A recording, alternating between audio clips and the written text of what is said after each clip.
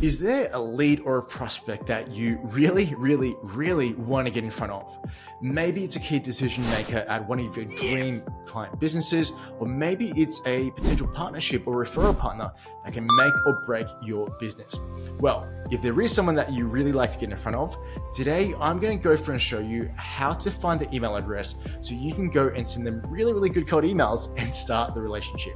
Now, if you're new to my channel, welcome. My name's Will, and on my channel, I talk about all things B2B lead generation, like copy, cold emails, sales sometimes even, and all the good stuff to help you grow your B2B business. But let's jump straight into this video because I want to show you exactly how my team and I go through and find really good contact lists and contacts to send emails for our clients. Now, I'm going to use myself as an example, just because I don't want to use someone else's name and find the emails and then, for instance, get 50,000 people emailing them because I've displayed their contacts. So I'm going to use myself as a pretty good example of how to find someone's email address. Now, as you can see on my screen here, I've got my LinkedIn profile loaded up. LinkedIn is probably my favorite and number one source of data to go through and find someone's email address. So if you were looking to create a campaign, for example, around CMOs or chief marketing officers, you might even search for things like CMO on LinkedIn, look at clicking on people, and then filtering by location or industry or anything like that. But let's just say you've gone through all of this. Let's just say you know exactly who it is that you're trying to find and you've clicked through to their profile, right? Now, I'm going to come through and open up my profile to show you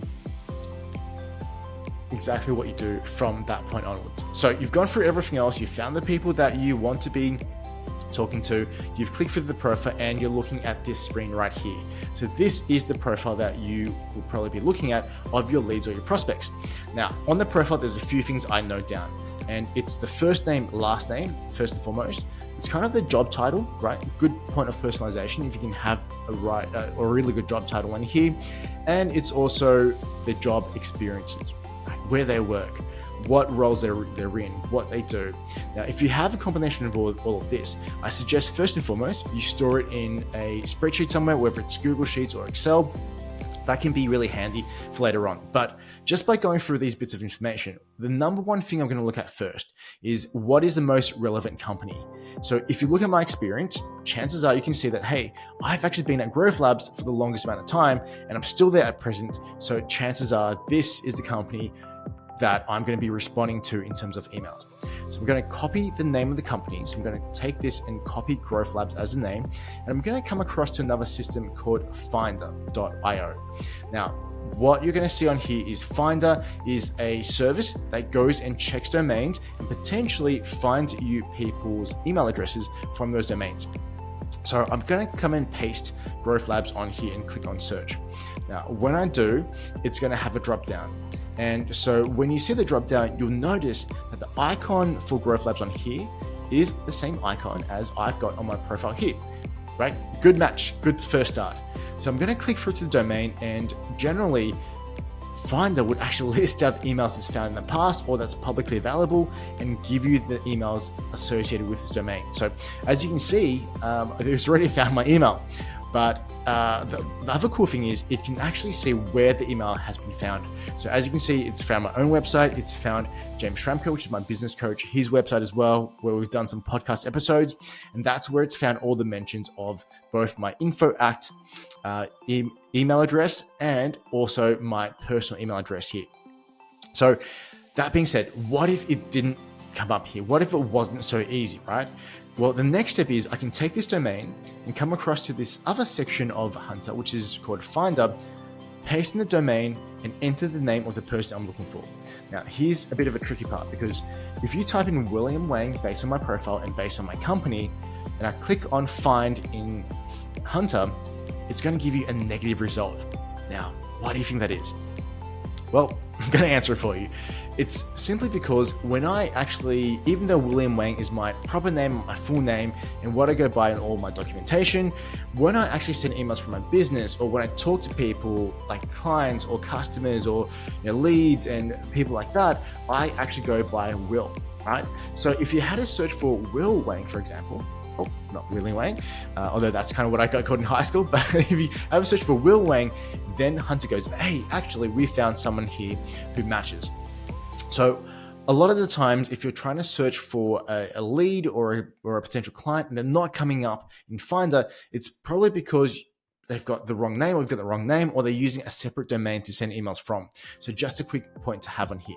Now, we found this email address and Hunter is 90% certain that this is actually valid, but there's one extra step. And the extra step is actually validating that this is a legitimate, correct email. So what I mean by that is, it's not gonna be, in this case, every single time, right? Sometimes Hunter's gonna give you emails where it's not sure if it's valid or not. And we don't wanna be sending emails to invalid or email addresses that don't exist, because that can actually hurt our email domain, right? You do it too many times, your email server or domain will turn around and go, hey, I think you're sending out spam emails. We're going to block you off. We're going to put you onto blacklists. So every single email you send, please do make sure that you're sending it to a valid email address. And the way that we check that is we go through to another service called NeverBounce. And what NeverBounce does, it just asks the email server or domain, hey, first of all, is the domain valid? And secondly, is this email domain or is this email address something that you have in your database? Like, does it actually exist? And so what I'm going to do from here, I'm going to copy my email address from Hunter. I'm going to come through to NeverBounce and I'm going to click on verify. So in the verification section, I'm going to enter the email on here. I'm going to click on validate. And as you can see on the results on here, hey, it's actually valid. So the fact that I've got a valid through NeverBounce, and the fact that Hunter's 97% certain this is a valid email, tells me this is probably a legitimate email. Now, that's just the very first step of lead generation, right? We've got the email now, we know who they are. What I then like to do is to take down more points of personalization. So I'll go back and look at the lead and say, hey, what is it about them, or what points about their profile or what they've done can I actually reference? Can I reference their job title? Can I reference how long they've been running their business for? Can I reference some of the posts they've done in the past? Or can I even reference some of the information I found on here? For example, this podcast episode, right, that they've done. Can I reference this podcast episode that they've done and give them some kind of compliment and use it as a way to get an introduction or get a response? Now, that being said, I've got entire videos around how to craft really, really great cold emails. I'm going to post it around here somewhere. So if you're watching this video and you're wanting to learn how to create or write amazing cold emails that get 80% open rates, 40% reply rates, please click on one of these other videos and I will see you on the other side.